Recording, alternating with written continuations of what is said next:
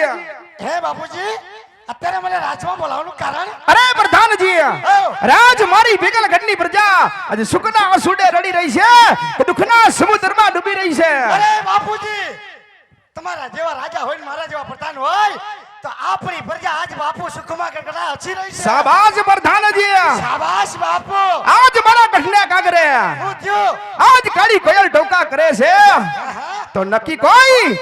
દુશ્મનના ઘરના મહેમાન માલ આજે આપણી નગરની અંદર મહેમાન ગતિ મારા માંગે છે બરાબર છે તો રાજની અંદર એવા ચોકી ફેરા કરો કેવા? કે અંદર માણસ બહાર નહીં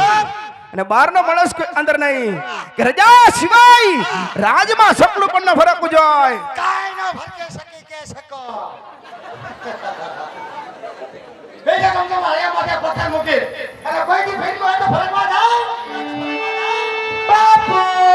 તમને મારા પર ભરોસો નહીં કે બાપુ લંકો ન બોલ બાપુ ન બોલો બસ બાપુ ન બોલો ન બોલો બસ બે જાઓ